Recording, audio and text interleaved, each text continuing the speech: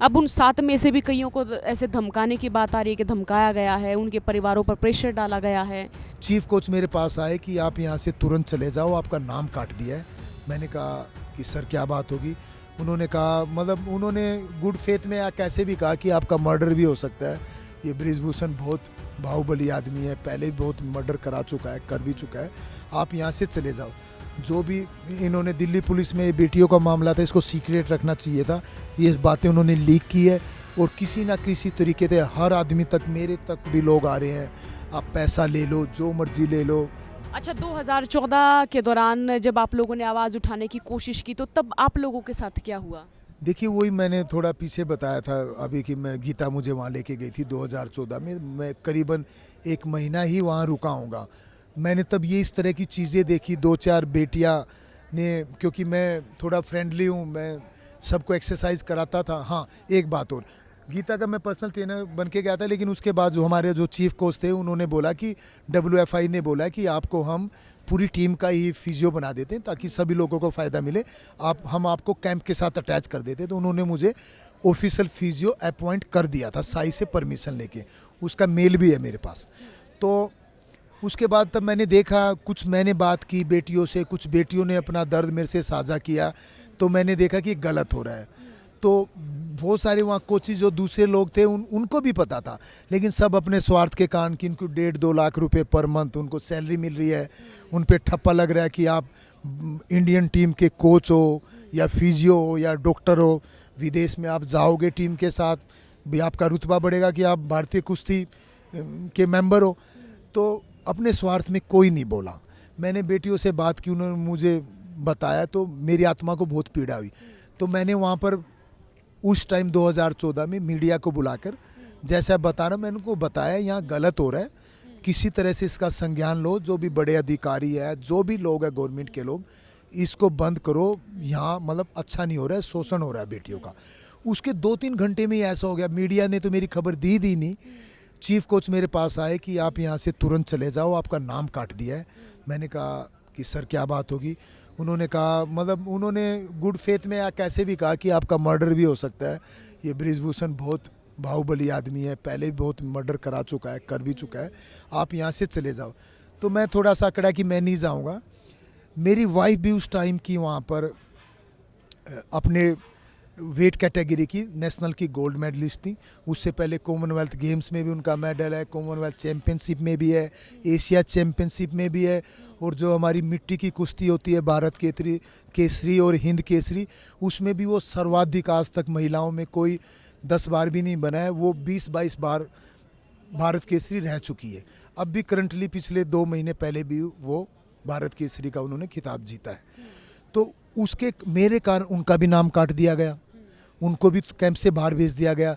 जबकि 2016 के लिए उनकी वो ट्रायल में जीती हुई थी, ओलंपिक क्वालिफाई के लिए उनको जाना था, लेकिन ना उनको कोई लिखित में दिया, ना मुझे दिया, उनको भी कैंप से भगा दिया। रातों रात हमें इतना डरा दिया गया कि हम रातों रात वहाँ किसी की कार मांग के वहाँ से हमें लखनऊ से वापस हरियाणा आना पड़ा। और मेरी वाइफ का उसके बाद इन्होंने बिल्कुल कैरियर ख़त्म कर दिया। ट्रायल जब भी वो उन्होंने 1-2 बार देने की कोशिश की, आप वीडियो देख सकते हैं पुरानी, उनको ज़बरदस्ती हरा दिया गया। और उसके बाद 2010 कॉमनवेल्थ गेम्स में जब उनका मेडल आया, उसके बाद एशियन, 1 हफ्ते बाद ही एशियन गेम्स थे, उनकी दोबारा ट्रायल ली गई। अलका तोमर अपने वेट में गोल्ड मेडलिस्ट थी, उस नीचे वेट कैटेगरी में, जैसे मेरी वाइफ का 63 था, अलका तोमर 59 की थी, और 67 की हमारा ये एक हरियाणा की एक लड़की थी, उसका भी गोल्ड मेडल था। उन दोनों से मेरी वाइफ की ट्रायल ली उन्होंने कि ये एशियन गेम्स में ना जाए, लेकिन उन दोनों को, जो कुश्ती की भाषा बोलते हैं, उन्होंने बिल्कुल चित किया दोनों को। फिर वो एशियन गेम्स खेलने गई। उस टाइम फिर उनका नेशनल गेम्स में भी 2010-11 की बात कर रहा हूँ मैं, गोल्ड मेडल था। और 2010-11 में उनका एशिया चैम्पियनशिप में मेडल था, 2010-11 में उनका कॉमनवेल्थ गेम्स में मेडल था, 2010-11 में उनका नेशनल गेम्स में भी गोल्ड मेडल था।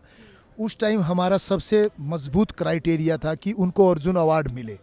हमने जो भी फॉर्मेलिटी होती है फॉर्म भर के हमने, क्योंकि सीधा आप डायरेक्ट दे नहीं सकते, फेडरेशन के थ्रू जाते हैं। हमने फेडरेशन में अपने फॉर्म जमा कराए, उन्होंने उनका अर्जुन अवार्ड बनता। आज भी आप जो 2010-11 में उन्होंने अर्जुन अवार्ड दिया है, जिस लड़के या लड़की को दिया है उसकी आप अचीवमेंट देख लीजिए।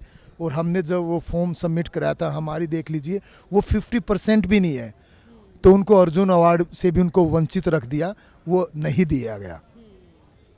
फिर ये 2014 का एक किस्सा रहा। फिर 2014 के बाद अब आवाज़ उठती है साल 2023 में।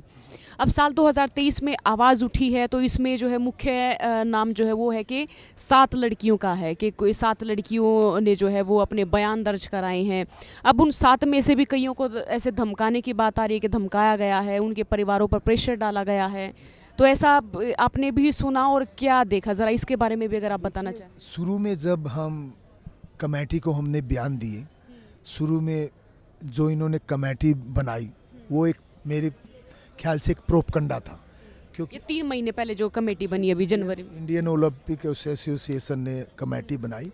मैंने भी उसमें अपने बयान दर्ज कराए थे, जिसमें मैरी कॉम जिसकी अध्यक्ष थी, योगेश्वर दत्त जो भी ओलंपियन रहे, अच्छे रेसलर रहे, वो भी उसके मेंबर थी। एक दूसरी कमेटी में बबीता फोगाट भी थी, और कहीं वहाँ पर एक और खिलाड़ी थी अर्जुन अवार्डी किसी और खेल की, 1-2 उसमें वकील थे। मतलब जो भी उनकी 6 आदमी कमेटी थी, उन्होंने हमारे बयान लिए थे। तब करीबन 16-17 लड़कियों ने बयान दिए थे। तो ये इसलिए इनको डिले कर रहे हैं कि धीरे धीरे इसमें हम लूप होल ढूंढ लें, किसी तरह से जो भी बयान जो लोग दे रहे हैं उनको डरा के, धमका के, पैसे दे के, खरीद के तोड़ लिया जाए। काफ़ियों को उन्होंने तोड़ भी लिया है, अब सिर्फ 7 के करीब रह गई है।